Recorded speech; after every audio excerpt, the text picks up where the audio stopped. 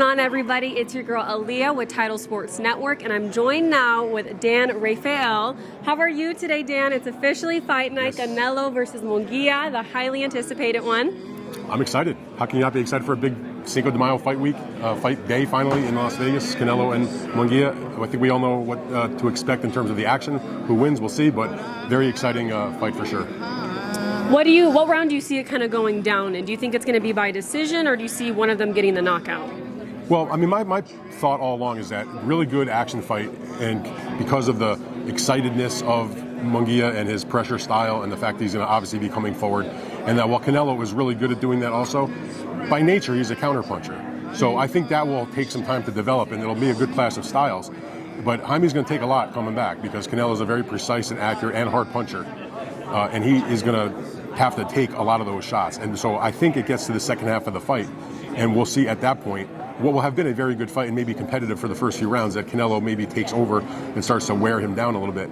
And so I can't tell you the round, but I'm looking at, in my official prediction, if you will, was Canelo in the later part of the fight. So in my mind, I'm thinking like, 8, 9, 10, maybe 10, 9, 10, 11, something like that, but back half of the fight where he gets the stoppage. And do you think it would be like a technical knockout or like knockout? Now you're getting down in the weeds. I couldn't tell you that. I mean, well, listen, Munguia has never been down to my recollection, certainly not against a top-level fighter. So, I mean, Canelo does have that punching power because we've seen it in other fights, even where he's been beating up guys in the super middleweight division, but not necessarily getting a clean knockout. So I'll just call it a stoppage, a victory. I love it. I love it. Well, now let's talk about the co-main event. Also another great fight. I'm excited to see this one, Barrios versus Maidana. What are you thinking about that fight? Well, I mean, first of all, the Maidana name is familiar to most boxing fans because of the fact that he is the younger brother of Marcos Maidana, who was a world champion in the junior welterweight and the welterweight division, had two really popular and excellent fights with Floyd Mayweather. Some people thought he might have beat him in the first fight. I don't necessarily agree with that. I think they were just surprised because the brother won like 4 rounds, and we had never seen Mayweather lose any rounds like that before. But nonetheless, his brother is not him. He's very untested. He has really never fought a top-level opponent. Not to say Barrios is like an elite pound-for-pound guy, but he's certainly, in my estimation, definitely a class better than the types of opponents that Fabian has been fighting. And Barrios is kind of coming into his own. I mean, he does have the 2 losses, but he gave Tank Davis, competition before he got stopped in like the 11th round. That was for a WBA junior welterweight regular title. Then he moved up and he lost a decision to Keith Thurman. Now, Keith has been, besides his layoffs and injuries, besides that, has been one of the best welterweights for the last, for this era. Yeah. And he lost a decision to him. But he bounced back with 2 solid victories. He beat Santiago, who a lot of people thought had beaten Adrian Broner. And then he came back and had another victory after that, which was a good win. And so here he is, that was the fight where he got this vacant belt.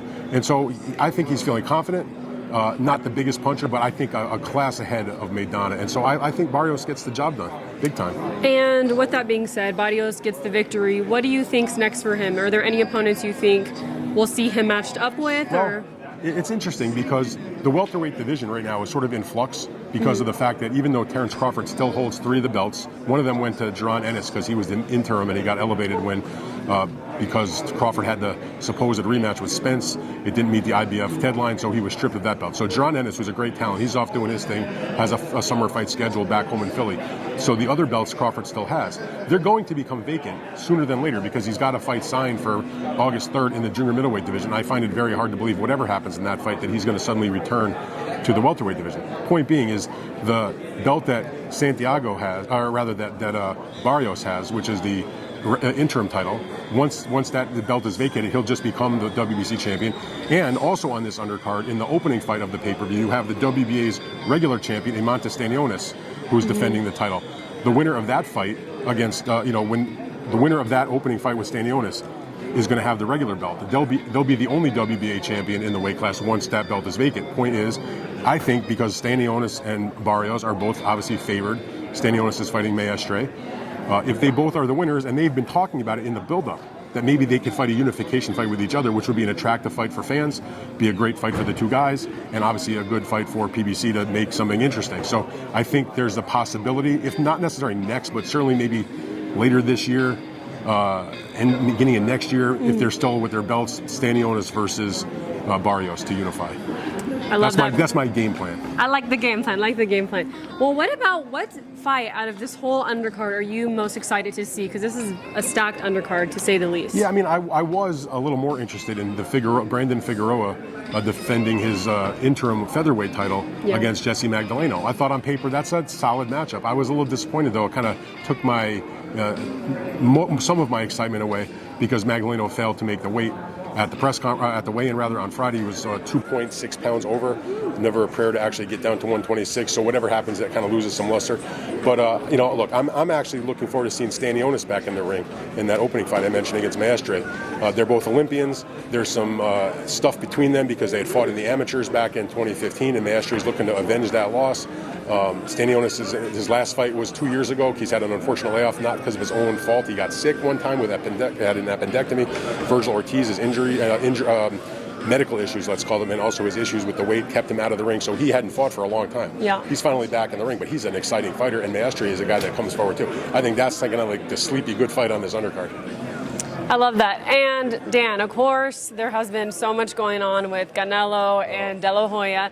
Do you think in any way, this was a huge moment for Jaime, getting to go against Canelo and two Mexicans going for the undisputed in this weight division? It's the first time in history. Do you think in any way the drama between them two kind of overshadow Munguia's big moment? I mean, it is the first four-belt undisputed fight between Mexicans, and that's the thing that's a big deal. Canelo's talked about that. I'm sure Jaime takes pride in the fact that they're doing that. Whether it overtook the promotion or not, certainly it did at the press conference day, and it was a lot of the chatter and got the fight a lot of attention because you had to explain why they were having this beef. But I think now that we're here on fight day and had the weigh-in yesterday, it's still a big deal and a big storyline, but it's taken a back seat now. Finally, the fight's here, so it's there. But now the focus is, okay, these two guys are going to get in the ring and do their business. And what do you think about Oscar saying that he's most definitely going to sue Canelo? Well, that's all well and good. He sent out that legal letter, and I have seen the legal letter in return that's going to put Oscar and his team in their place. I'm pretty sure there's not going to be a lawsuit.